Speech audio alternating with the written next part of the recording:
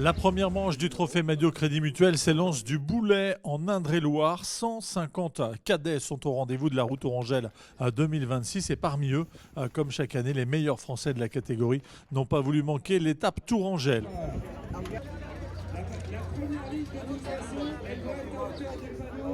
Ethan, 3 victoires déjà cette année. Est-ce que ça fait de toi un des favoris aujourd'hui? Je sais pas, on verra bien au fil de la course. Moi, je m'estime pas forcément comme un favori, mais bon, j'aimerais bien quand même bien figurer aujourd'hui. Et pourquoi pas aller chercher un podium, ce serait bien vu du général quand on sait qu'ils sont vraiment valorisés. Il va falloir être vigilant durant toute la course et essayer de sortir si possible parce que ouais, moi je mise pas sur une arrivée au sprint aujourd'hui. Et pourtant, tu vas vite. Et pourtant, ouais, je vais vite, mais il y a tellement d'aléas qui font que ça peut ne pas arriver au sprint que je vais pas focaliser ma course sur un sprint massif. Tu es ravi de sprint? Oui, je pense que c'est un peu mon point fort, je dirais. Tu as bien commencé la saison? Oui, j'ai fait 3 courses et puis donc j'ai gagné les 3. Au programme de cette manche, 80 km avec en point d'orgue le secteur pavé de Villandry. Clément, le local de l'étape, dis-nous tout sur le parcours. Comment ça marche? Bon, il y a 40 km à peu près jusqu'à Langeais de grande ligne droite assez large. Et après, à partir de Langeais, il y a quelques difficultés, notamment à Lignières ou Villandry, dans le secteur pavé. Et après, des lignes droites jusqu'à l'arrivée et une bosse à 5 km de l'arrivée à Tours.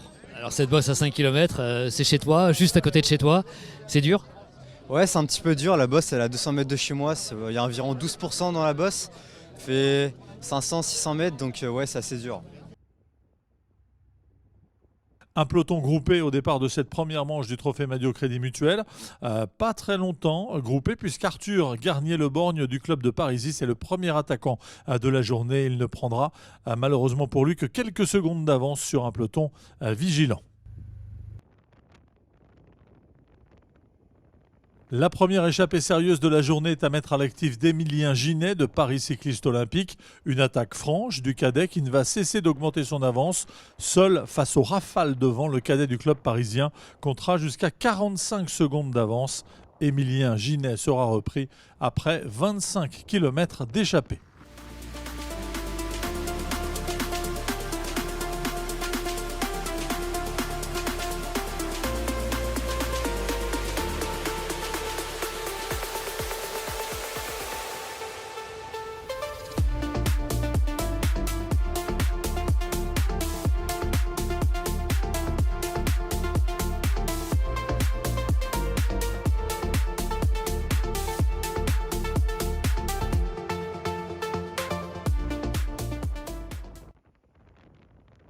Les attaques se poursuivent avec notamment celle orchestrée par Guillaume Marie de Torigny-sur-Vire, Enzo Breton du VS Money ou encore Léo Chahed de l'US Aizanville-les-Coins. Malheureusement, nouvel échec pour ces 4 fuyards. C'est ensuite au tour de François-Régis Clerc de Parisis, Jules Lahoux de Blagnac-Côte-Garonne et du Marseillais Lenny Planu de tenter leur chance à la mi-course. Les 3 fuyards s'entendent bien.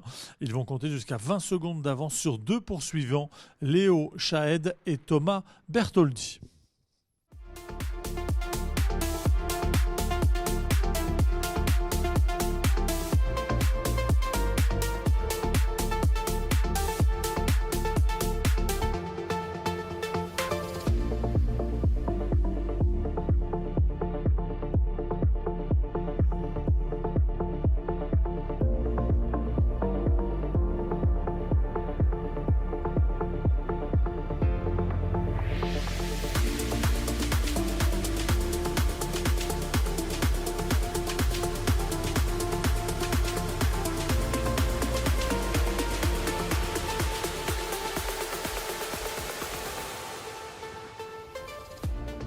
Antoine Chalot du CC Etup a des ressources et s'offre une sortie en solitaire sur le secteur pavé de Villandry.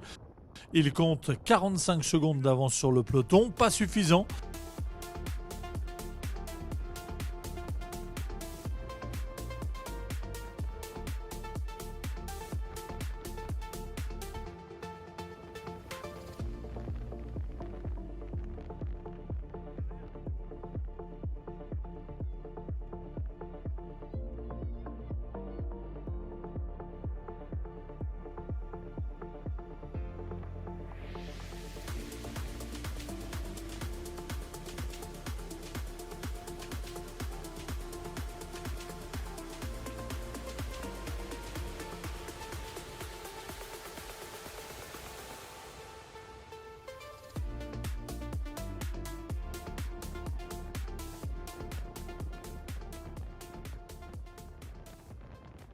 J'ai décidé d'attaquer 2-3 km avant les pavés.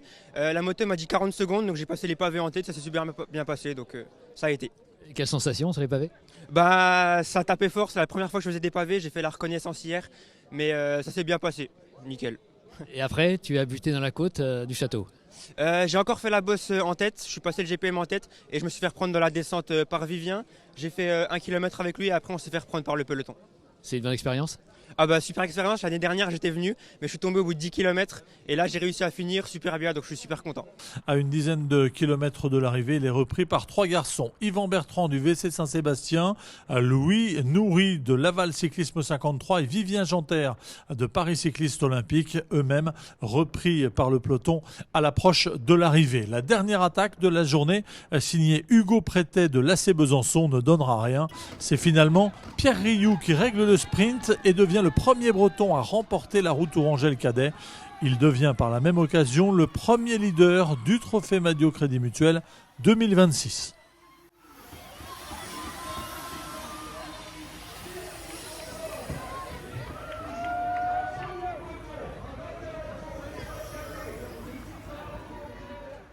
Pierre, la Route Tourangelle, une première sur le Trophée Madio, c'est une grande joie? Ouais, bah carrément, en venant ici, c'était plus à la base pour se tester et voir comment j'allais être. Mais au final, bah, ça s'est super bien passé, la course était super et j'aurais pas misé sur une arrivée massive comme ça, mais ça m'a pas déplu, je savais que j'allais vite et à l'arrivée, ça l'a fait large. Donc trop content de commencer la saison comme ça et d'être leader pendant une manche au moins. Hugo, dernière échappée, qu'est-ce qu'on ressent à la Flamme Rouge quand on voit le peloton arriver? Ça fait très mal le dernier kilomètre. Les derniers kilomètres, c'est très dur. Dans quelles circonstances t'es-tu échappé? J'ai attaqué avec un gars, on a fait 3 km ensemble, après est arrivé le GPM. J'ai décidé d'attaquer dans le GPM et essayer de tout faire jusqu'à la fin, mais j'étais malheureusement repris. François-Régis, tu avais cru à une échappée précoce, comment ça s'est passé? Oui, bah moi c'était la première fois que je faisais la Route Tourangelle. Et ceux qui étaient déjà venus l'année dernière m'avaient dit que souvent une échappée comme ça, juste avant le ravitaillement, ça pouvait aller au bout souvent. Du coup bah, j'ai essayé, on est parti à 3. Ensuite bah, c'est revenu, du coup j'ai attendu le sprint. Mais j'ai essayé de pas trop en faire pour pouvoir jouer quelque chose au sprint quand même. Deuxième, pas trop déçu, la victoire est nette? Bah là forcément sur le coup après l'arrivée un peu déçu de voir Pierre lever les bras juste devant moi, mais bon si je prends un peu de recul pour le général c'est une très bonne action, je suis content. Comment s'est passée la course avant le sprint? La première partie de course, comme prévu, ça n'a pas trop roulé. Ça a commencé à rouler à partir de la mi-course. J'ai essayé de faire la course et à un moment on est sorti à 2, on a fait 5-10 bornes mais on se marquait beaucoup donc c'était compliqué. Et au sprint j'ai réussi à faire la différence. Troisième à l'arrivée, mais tu as laissé un peu d'énergie sur la route en attaquant? Oui, je pense que c'est ça, j'ai fait beaucoup trop d'efforts, je me suis peut-être échappé, je sais pas, peut-être 10 fois, un truc comme ça, ouais, c'est vraiment beaucoup trop, du coup un peu trop juste au sprint à la fin. Donc tu croyais pas que ça allait arriver au sprint? Bah, plutôt aussi, mais bon, en vrai, des fois ça pouvait très bien partir, mais au final, ouais, on s'est tous fait rattraper et du coup on finit au sprint. Tu connais bien le Trophée Madio par ton frère, donc tu sais que dans les 3 premiers, ça compte. Oui, bah c'est sûr qu'il y a beaucoup plus de points, du coup c'est quand même très bien de faire un podium. Tu as pris l'initiative de t'échapper, tu pensais pas que ça allait arriver au sprint, comment s'est passé l'échappée?